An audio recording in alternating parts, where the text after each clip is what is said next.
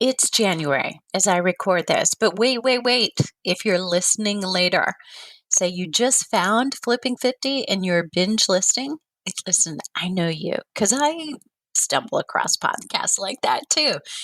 Because there's never going to be a time of year when we aren't all conscious of the desire for better well being, health, and fitness, especially in these times. So stick around and give this a listen. Hi, I'm Deborah Atkinson. You're listening to Flipping 50, where I address your top struggles and concerns, but most of all, on the positive side, hope to inspire you, change your expectations about the way you age, and definitely about menopause, so that you can have the energy and the vitality that you want, need, and deserve. I share what to eat, how to move, and how to change your mindset, often about what to eat and how to move. So today, it's been a minute, so I'm so glad to be back. I have had some amazing interviews, like a whole streak of them, and we've got them all loaded up. But every once in a while, I realize that sometimes some of the most popular episodes are when I pluck a concept out and it's just me talking to you. Because literally, while I'm talking, I am imagining you with your AirPods in, walking down the street, maybe doing your exercise, going for a walk or a hike. Maybe you're doing your weight training or making supper. But I literally am imagining you and thinking of the moment that you might be in, the moment in time that you might be struggling in these words that I know keep coming up. And it's so interesting that I go to other professionals and I do the same thing. I just did it this afternoon. In fact, if I've had this mild, it's all about me for a minute here. Sorry about that. I've had this mild breakout on my face, and I'm like, what is this? I'm like, this makes it fairly difficult to have confidence on camera. I know it's not all about me, but this is a little over and above humility. Okay. So I said, listen, I said, I want you to see this. I said, I've never been so grateful to be masking right now because it allows me to cover it up. But I went and I said, look, I don't know if this is coincidence or not coincidence, but I just went to this new name of a business and I won't name it here. I don't want to throw them under the bus because it may or may not be the reason. I said, have you heard anything?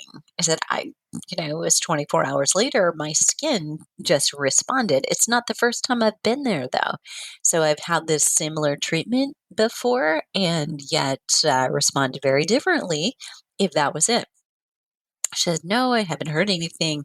So anyway, that is what I'm doing for you because I hear from hundreds of thousands of women in our community, comments that come from our YouTube channel, comments that come from all of our private program Facebook groups, and from our Facebook group that is open to the public, the Flipping 50 Insiders. So if you're listening, that's a place where you can also go and have just a little bit more access to me. You can always leave a comment below the show notes. And I will give you that link for today. It'll be /better well-being. But if you want a group and a community and kind of hear what is everybody else asking and what answers are they getting, that sometimes can be helpful, sometimes can backfire, but it is very, very valuable. And what I'm doing as I respond is not answering collectively because I think that can be dangerous because that kind of puts an answer at average and not kind of the average of all the questions people ask. And I don't believe there's any of us that are that average. I would rather pick out individual questions and literally answer them because I know that's going to come closer to answering somebody else's question out there. Today, what I'm doing is giving you 5 lifestyle tweaks that support your journey toward better well-being that aren't like what are the best core exercises, that aren't what are the steps that I might remind you of for good sleep hygiene. If you're struggling with insomnia during menopause, what is it that you can do? Not just with manipulation of your exercise program, but of your 2 hours, the first 2, the last 2. The first 2 is the first place I would focus for a better routine that's going to get you results you want. It's not that. So these are a little less tangible, But I think you'll be surprised to find that some of them may hit really close to home, and some of them may be in the way of you making better choices elsewhere, like what to eat, doing the core, taking the time. So listen to this. Give it a good walk or a commute, depending on who you are. And I'd love to hear from you. I'll ask you halfway through to share with me a couple of things I'm going to ask you about today. Starting with number one, the first tweak that I want to give you is stop the scroll. Spend that time that you spend scrolling or surfing social media, dreaming, meditating, tapping into higher vibration emotions. And if you think I just spoke Greek, just hang in there. Social media surfing is addictive and it's become compulsive for many of us. We check our cell phones something like 96 times a day, according to a global tech survey. And that, my friends, was in 2019. Can you imagine how much more amplified that is because of 2020 and 2021? I mean, we seek that social connection any way we can get it. So we're doing it more with our friends and our families than we ever were before. So it's hard to go back, to what we were doing, and we're not there. I would guess after the pandemic, it's more than 96 times a day since electronics had become our lifeline to connecting. If you have work or you have a purposeful reason, of course, to be online, I need to surf my social media. I need to, when I'm going to create Instagram posts, it's not a team of dwarf Deborahs doing that for me. And I don't think it ever will be. I mean, I hate to say never, but I think authenticity is a big deal. I don't want you to think, oh, she posted that, or did she post that? Was that just Team Deborah, somebody else doing it? There are brands, and then, Flipping 50 could be a brand that could coast without me because it's not my name in it. It's not Deborah Atkinson's Flipping 50. It's not Deborah Atkinson Fitness. And yet, it was mine. It was my baby. It was my vision. And I am the spokesperson behind it. And I think it's important for me that you feel completely that is me. And sometimes you know that because I make typos. I consistently make typos. At least I'm consistent, right? And I'm going to keep doing that because I am one of those people who is going to hit the ground running. So I'm going to make more mistakes because I'm doing more things. That's generally the way it goes.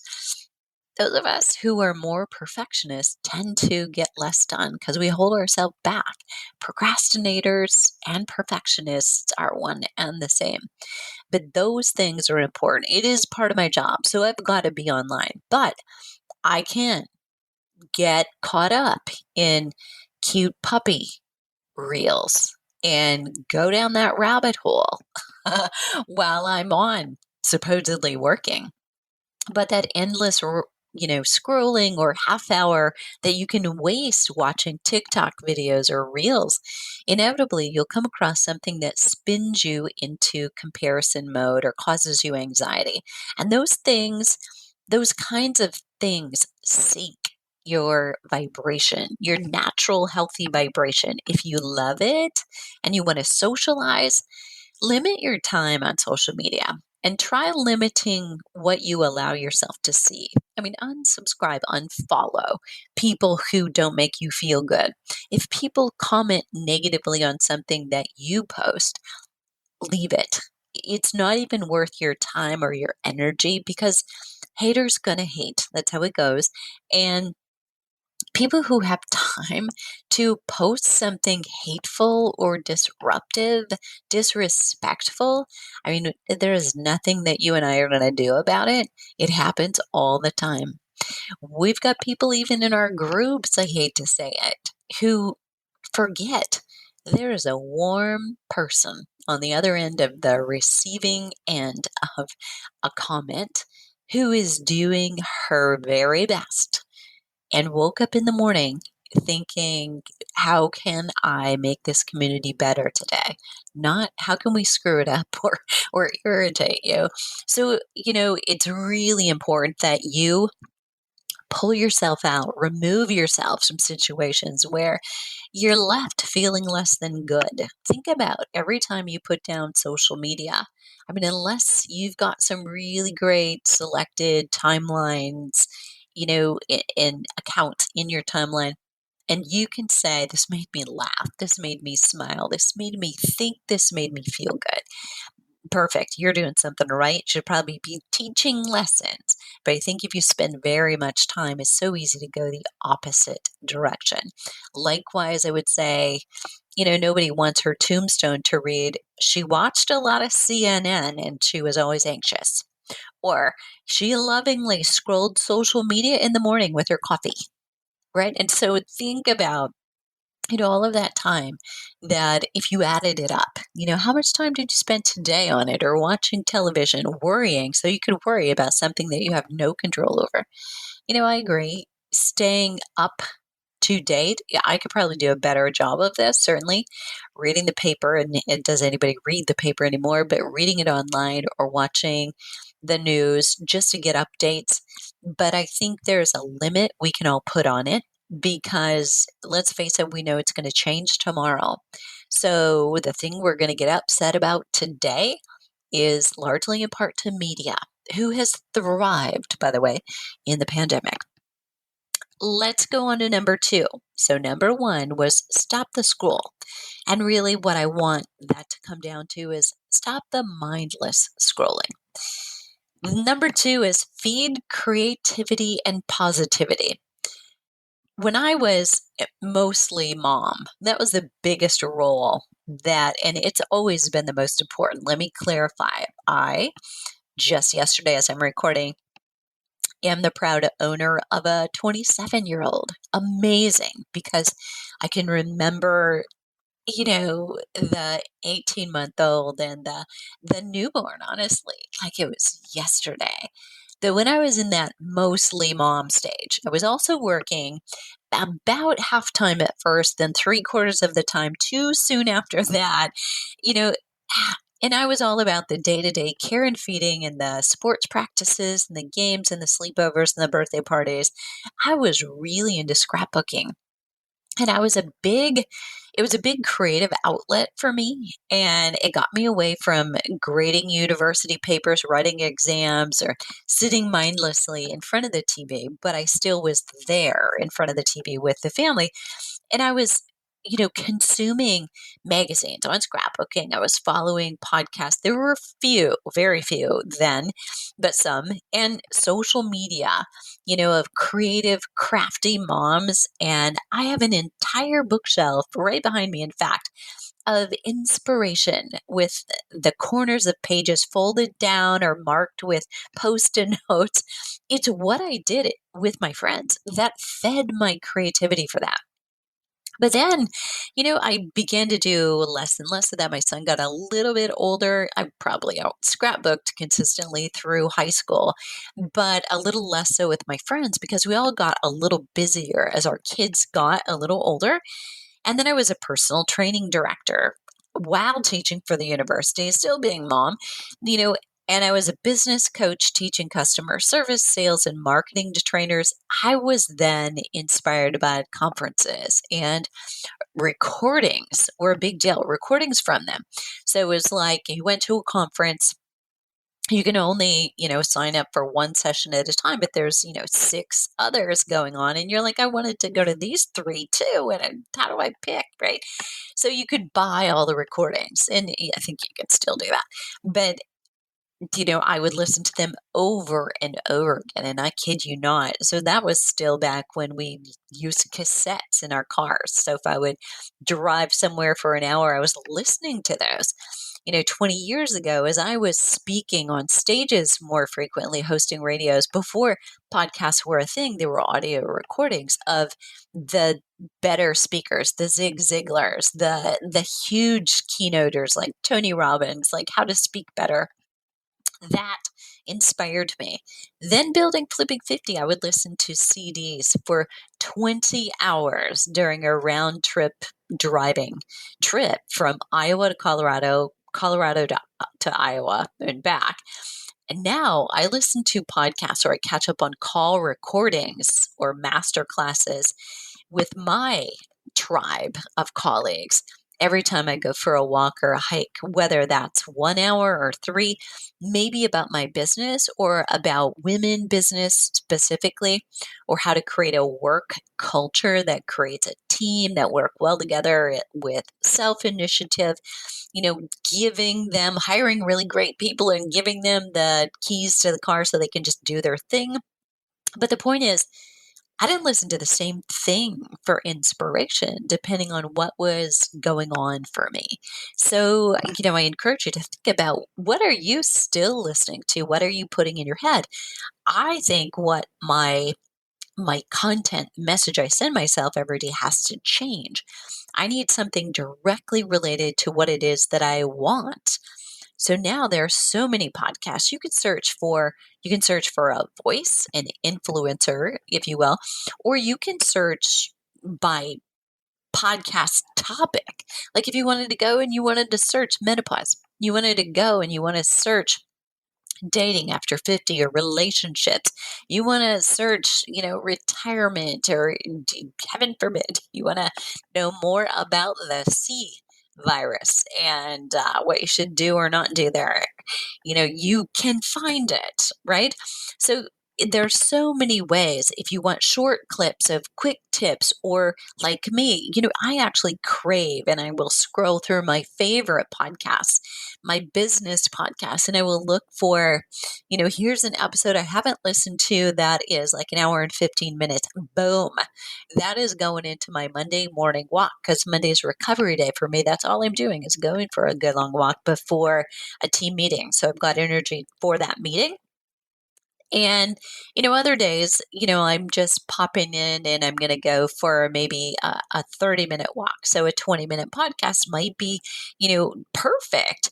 But sometimes I really respect a 90-minute episode, and it is really awesome for like part of a hike, for instance. But I would love to know, what about you? For me, I would love to know, for this podcast, what's your favorite? What length of podcast is best for you? So I've had a couple people really voice their opinions, and some are like, I wish you'd do some longer ones. And like 30 minutes isn't enough. They want, closer to an hour. And others love the short Q&As that I've done more frequently. I put those in on Fridays, by the way. I will answer a listener question, and I would be happy to answer yours if you want to add it to the Facebook group, the Flipping 50 Insiders. But I'd love to know what length of podcast is best for you and why. Why does that serve you really well? You can put that in the show notes. Again, it's flipping50/better wellbeing. Let's go on to number 3 of our 5 tweaks. So it's past halftime. You're doing great. This one is called Feed Your Energy. So very important. All too often, wellness is associated with fitness, physical fitness, or a weight goal. And the path to that is associated with punishing exercise and deprivation of pleasure in food. That, of course, backfires, and it's in part why the diet industry is a thriving billion-dollar industry. The seduction of what you really will never attain through starvation and through overexercise is from marketing that's truly damaging to your emotions, your metabolism, and your health for those that fall for it. Exercise and diet that supports optimal weight and fitness will boost your energy, your endurance, your strength almost immediately. So those of you who are out there right now, and it is January, or again, You can find a diet any day of the year, any minute of the day. If you're out there and you're doing something that makes you feel sluggish, lethargic, chances are the outcome of going through that is not going to make you feel better or have glowing skin. It just doesn't work that way. You should be getting hints all along the way that I'm on the right path. This is so good. It's like being in a relationship, right? I mean, if you're dating somebody and it's constantly frustrating, you don't feel loved, you don't feel supported, but you're thinking, but, I can't wait until we're married or engaged and then it will be better. Probably not really what you're going to get, right? So it better be good every day, right? So doesn't matter if we're talking diet, we're talking relationships, we're talking exercise. It should be giving you energy back, a little dose of whatever you want more of later. That's what's coming down the pike. So diet culture has led us, women specifically, to believe that they should suffer, right? Be cold, lack energy, be constantly hungry in order to reduce calories enough to get and stay thin. Not true. In fact, a lie. The opposite. Have you tried consuming 35 to 40 grams of protein at a meal? Because if you're on a weight loss diet, that really is about the level where good things start to happen.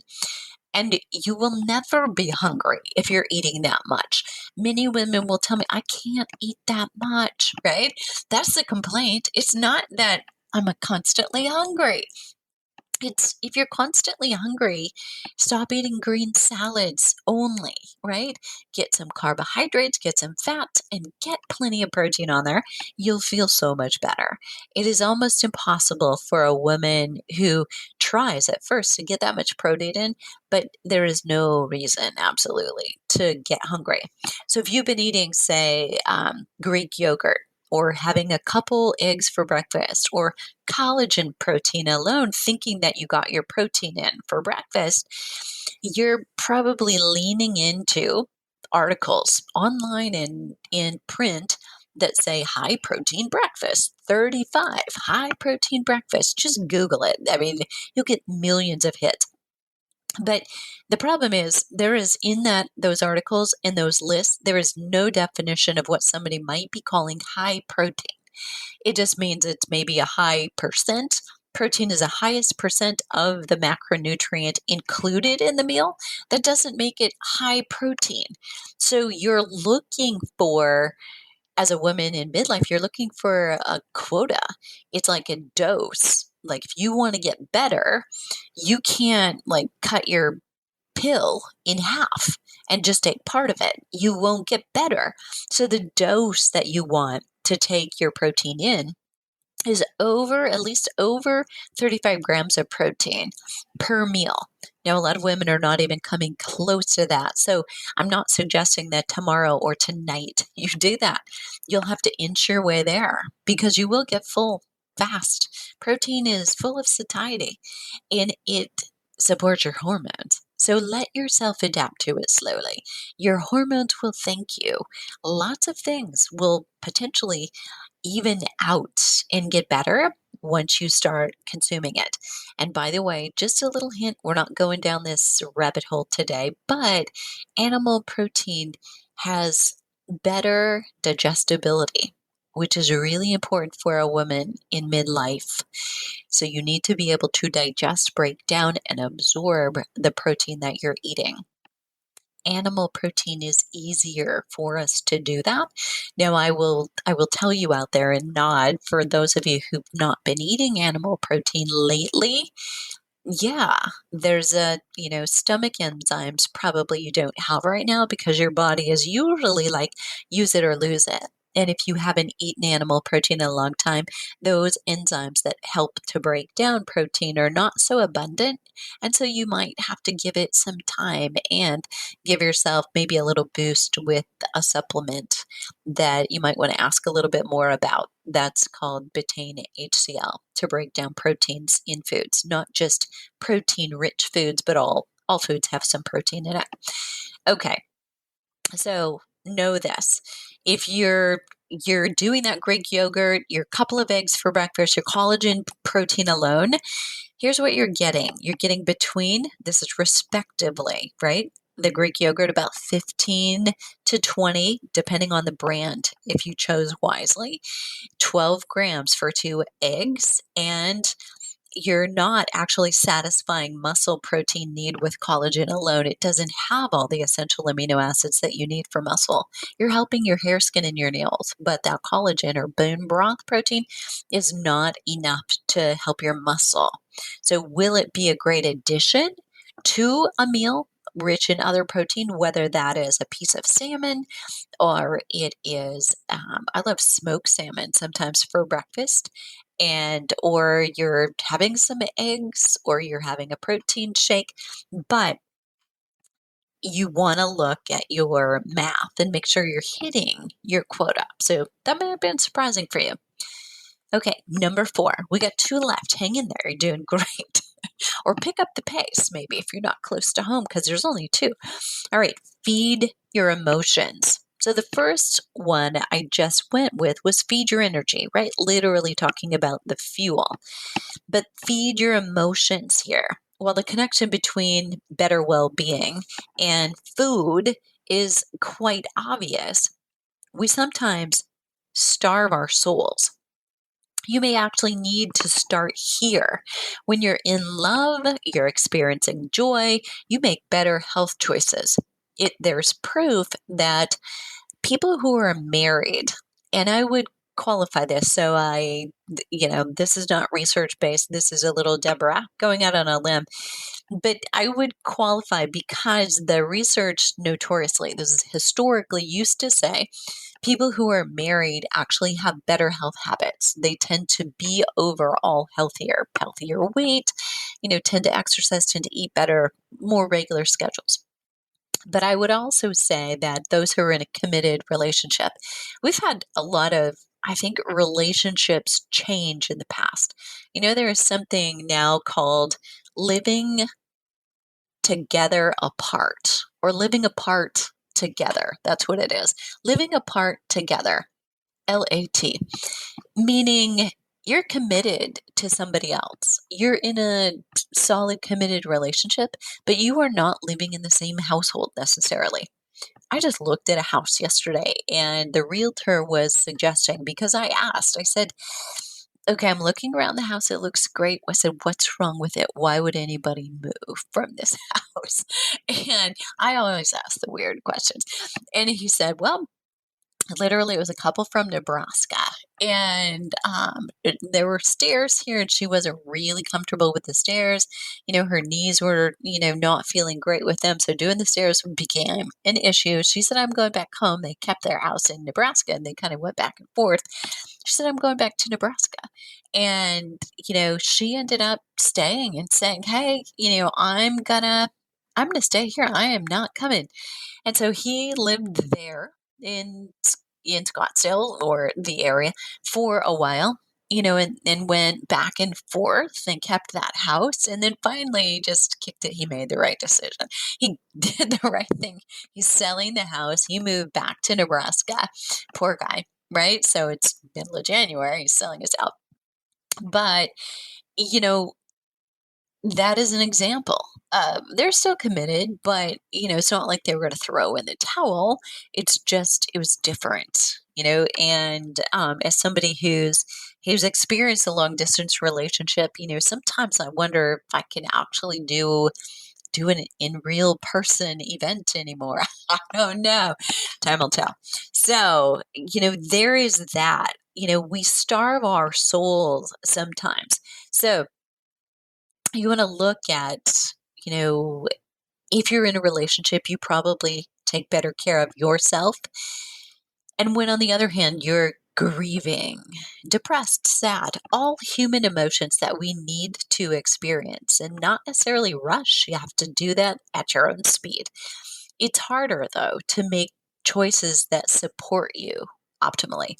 You're not going to exercise your way out of depression, but you can support depression with exercise. You aren't going to yoga your way out of a need to grieve, but you can support that grieving process. And it may not start with movement. Maybe it's just breath. Try it right now with me. The very act of taking a deep breath in, do it, and then exhaling completely. It stimulates your vagus nerve. And doing that just a few times before every meal, by the way, helps you to secrete more digestive juices. That betaine HCl I mentioned, that's actually mimicking stomach acid. We don't produce as much of it as we age. And if you are trying to sit down to eat while you're trying to do three other things, staring at your computer with food in one hand, or you're driving and eating, I mean, we're minimizing our stomach acid even further. So we're not helping ourselves digest really well. So important thing to consider, but here are other times when you do it, just throughout the day.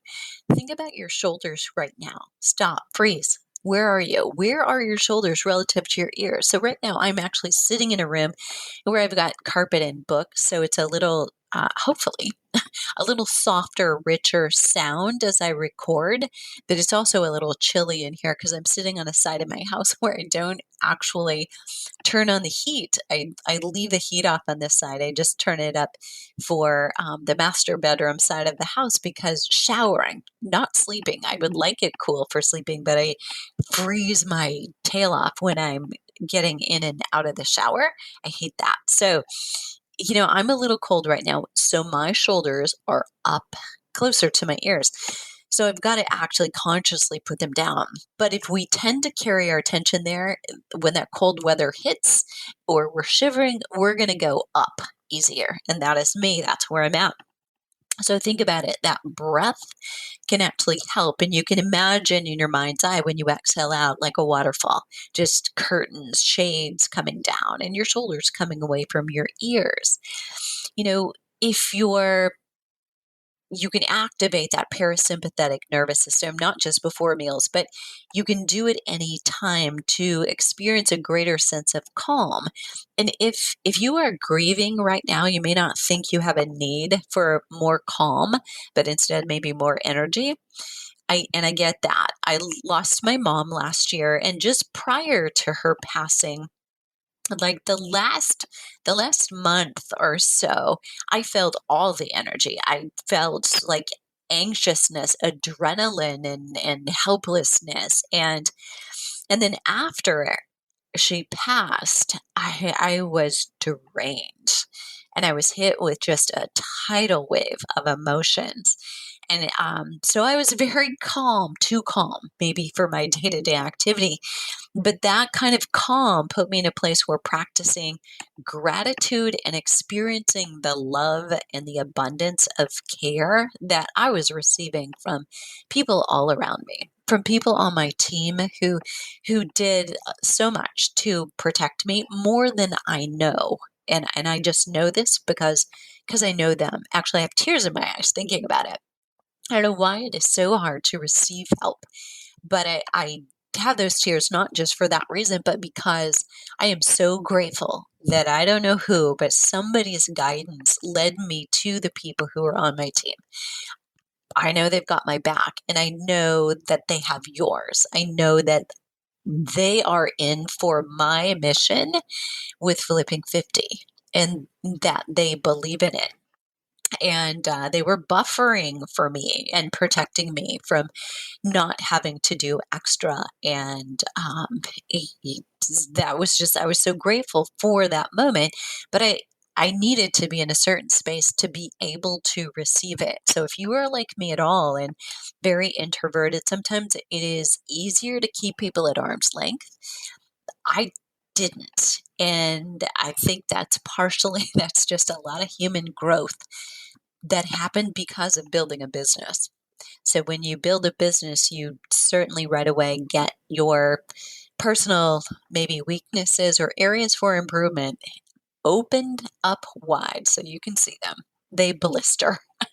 So thankfully, I've learned that lesson, and I'm so grateful. That time of loss was really such a big time of love, but experience emotions release hormones like oxytocin, serotonin, dopamine, experiencing the love, all of the hugging, even in this, what time, or pandemic time, there was a lot of that going on. And, um, those release of oxytocin, serotonin, dopamine, those are feel good hormones and neurotransmitters. They make us feel better, more stable.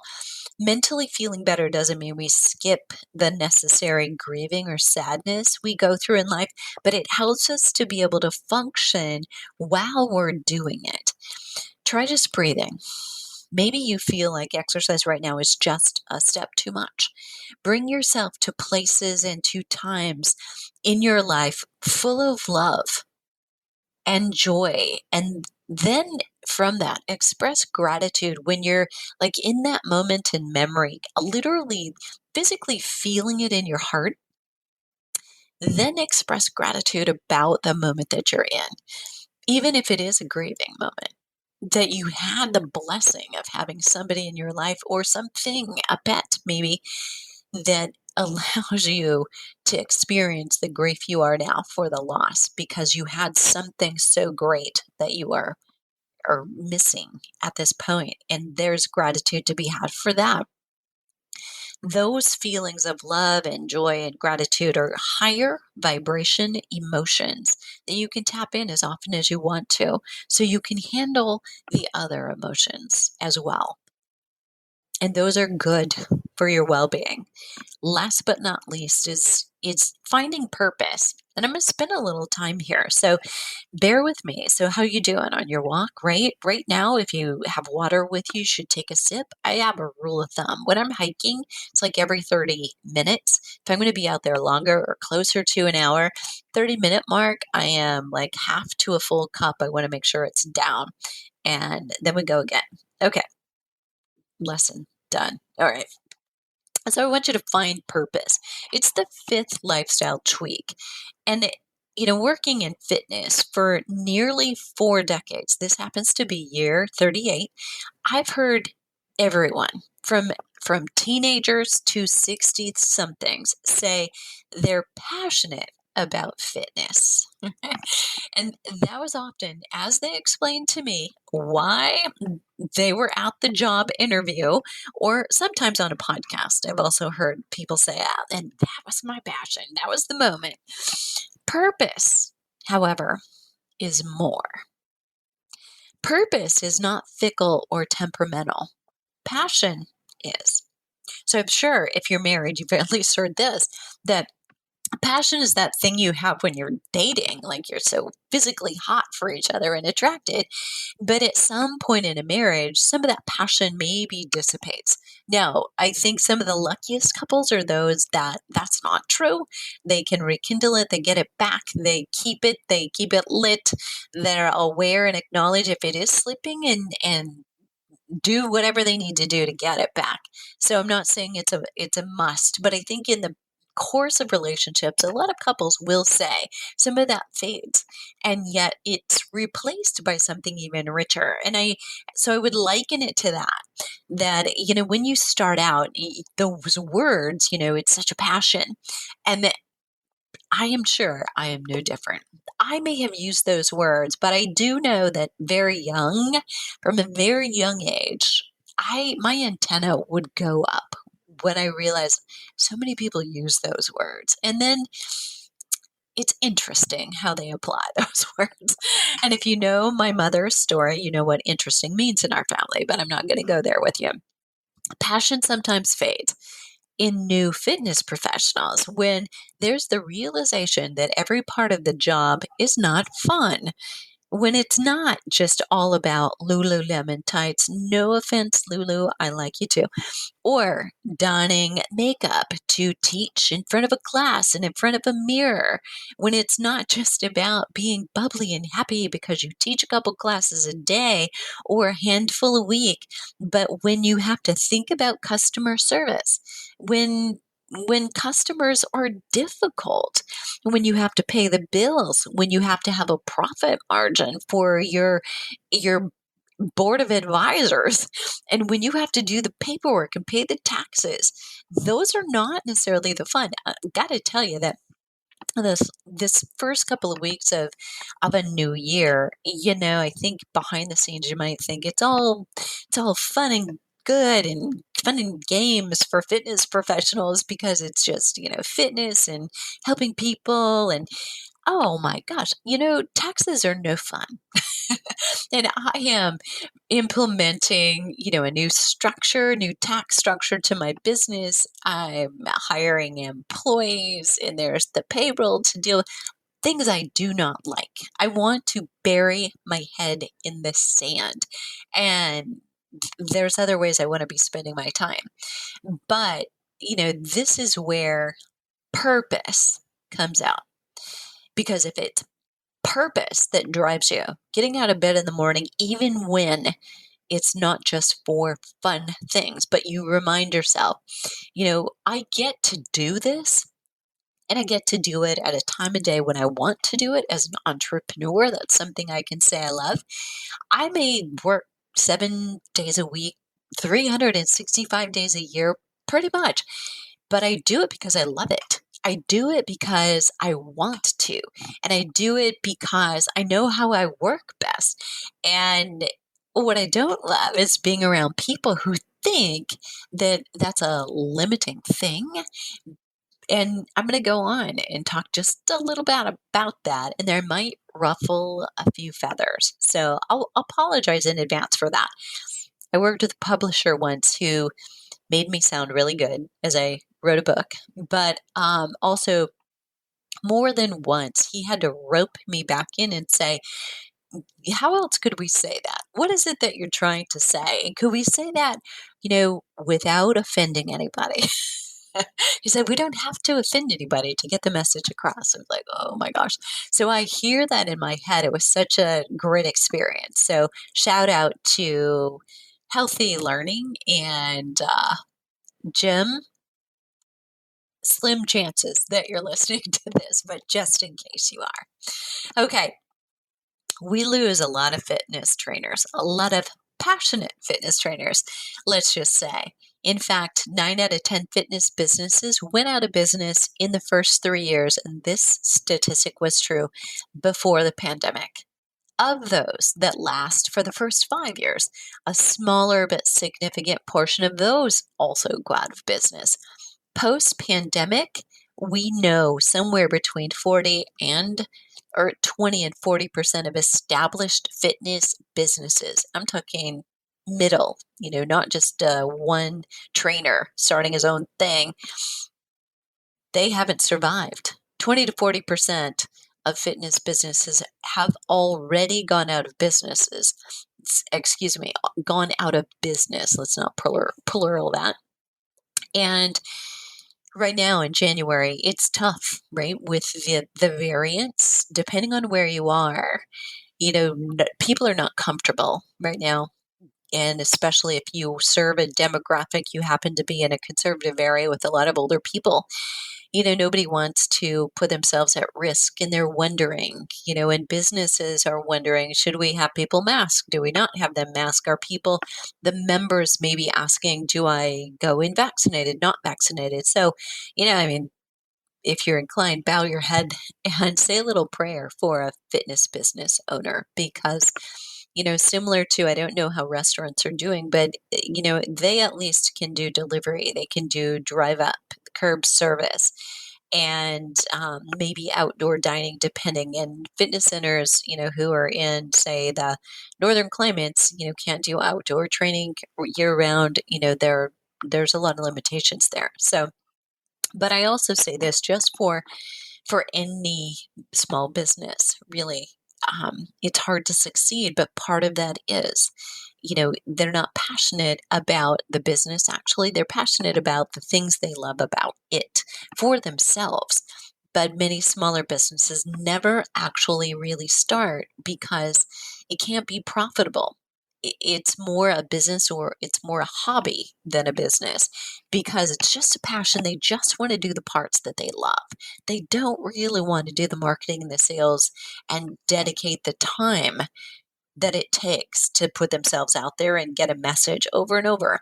So I want to redefine purpose and passion. Purpose, again, is different. With purpose, you're committed to a worthwhile cause no matter what. You're not ignorant of risks, but you're willing to take them and decide you'll do what needs to happen to make it work. Decisions are made not based on what you like to do alone, but on what makes you excited and willing to get up and do what you know makes a difference in your business.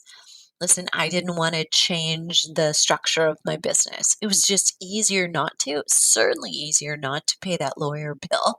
It was easier to keep paying myself and my contractors the way I was paying as opposed to shifting into hiring employees. But we're growing and I want to grow. And so I either have to decide I'm going to play small, keep it easy, or I'm really going to be about helping more people. And that's where we are. I'm going through growing pains. I have the breakout to show you, to prove it. Trust me. So at least it's all I can figure out that must be going on. So I am sharing this podcast, with our fitness and health professionals too. Passion is close to needing to have friends and have people like you. Like you need everybody on social media to like you. And if somebody posts a comment or a question that you don't like or expresses that they don't like something you said, you feel badly and you think about it. Purpose is willing to say the things that create polarity and swim upstream to make the changes that you think are necessary. If you see something wrong and no one else is talking about it, you're willing to talk about it. Passion chooses social media posts to be popular. Purpose chooses to say what needs to be said and lets the chip fall where they do. So, to my health and fitness professionals who are listening, I challenge you to think about, what are you posting? What are you saying? Is it for popularity or is it because you really are okay creating polarity because this is the most important message that you could possibly use your real estate for today, meaning your timeline on social media or your website, whatever it is. So consider, if you were in an accident and you couldn't be the physical body that you are right now, would you still be passionate about fitness and teaching it? That's a message to my fitness pros. If you were financially struggling, would you continue to do this thing that you're doing in the same way you're doing it? Or would it be the first thing that you dropped in order to make ends meet and take a regular paycheck?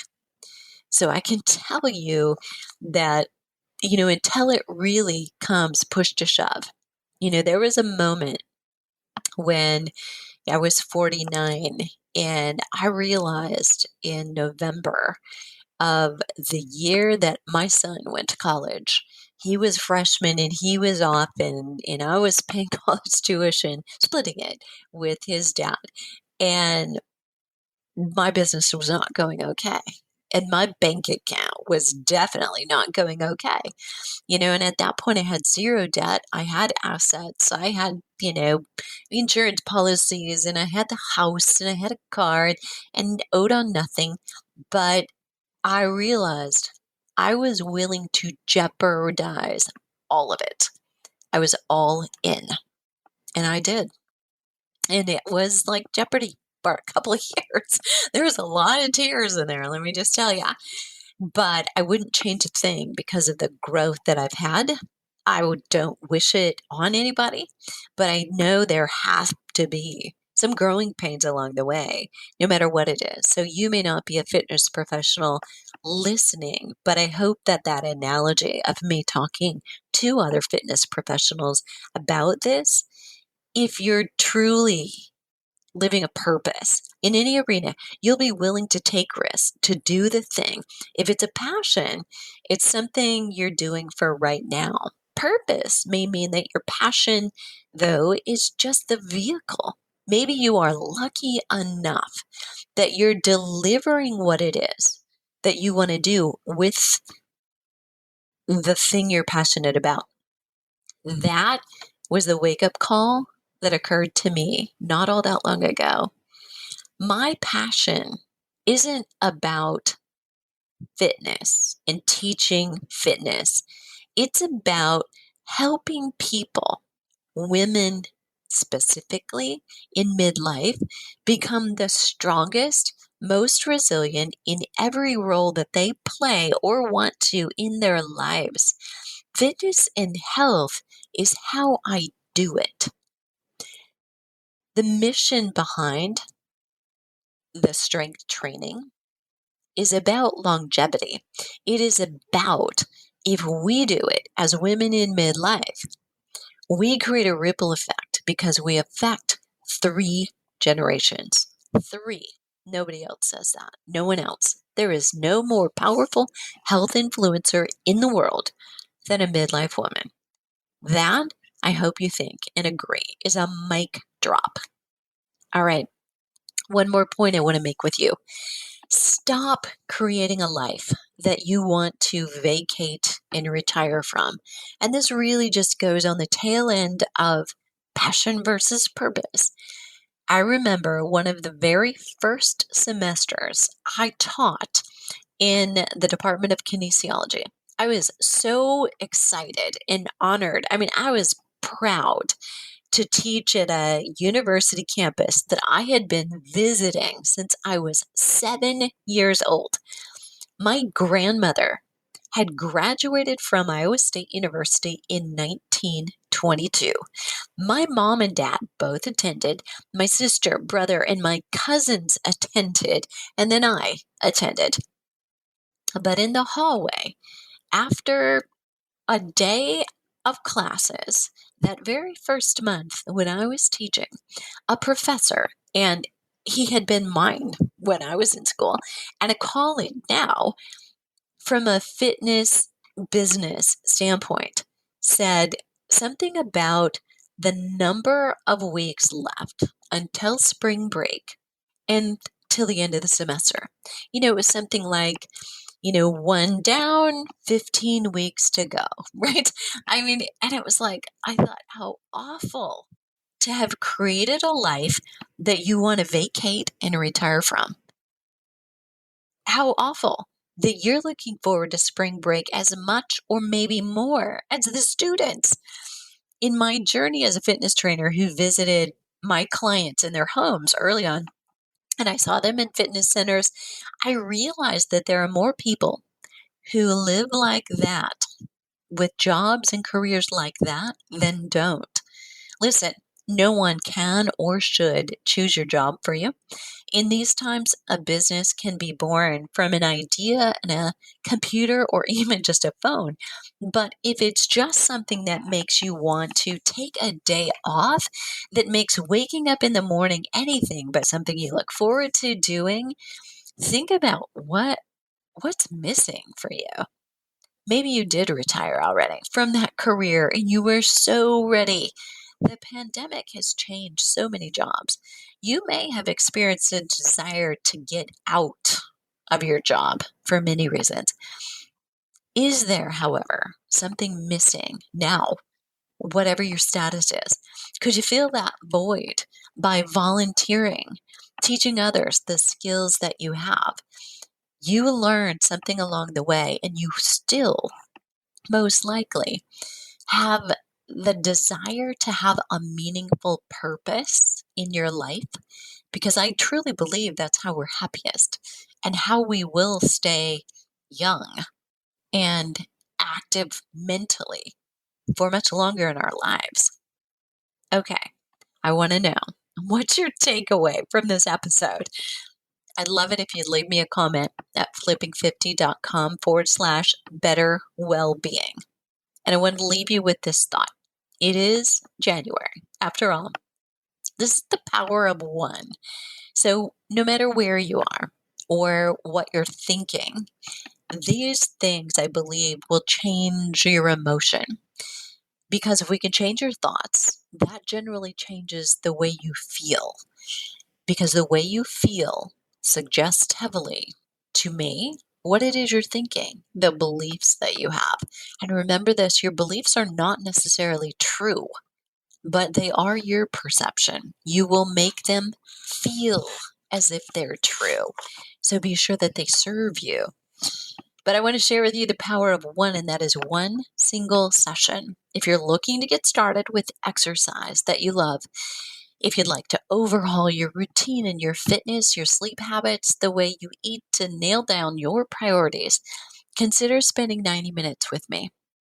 Before even that first minute with me starts, I will send you homework to return to me. And then after your comprehensive session with me, discussing everything about you, from your schedule to your goals to past to present to future exercise experience, I will follow up with a plan and give you here's where you're starting, an indication of how you're going to progress. You walk out the door with an idea of, boom, I know what I'm doing this week. This is where I'm going. This is maybe the experiment that I'm going to do for myself. Once I get the results, here's what I'm going to do with that information. You will have a plan. And if you're a DIYer, a do-it-yourselfer, it's so much easier to say, you're going to hit the ground running. If you then want a little bit more support, we can talk about ways to get that. But whether you are someone who prefers to use videos for your exercise or follow a list of workouts specifically of sets and repetitions and walk into a gym and do it, whether that's at home or literally at a gym, I will know that we will have planned it and I will outline that. So you've got exactly what you want. That is $500. I could put the paint on and say it's $497, but it's $500. I've never done a single session and I've been asked so very many times. So what I do is a short consultation before private VIP coaching that is 10 times that single session price. I'll let you do the math. So if you're not sure about that, that's not for you. That kind of investment isn't. The single session allows us to gather a lot of information before we even start. We jump in then spending, imagine 90 minutes, it's a long time, to really focus on everything: nutrition, exercise, what's happening with your habits, what it is you're willing to change and wanting to change, and getting from an advice on the exercise and fitness science back standpoint, coaching questions about what you're willing to do and try. And then we develop the plan from there. So you walk away with a good idea of how to begin and implement on your own, or where to take that content for your next step if you want to. I'll put that link in the show notes. And I, again, would love to hear from you.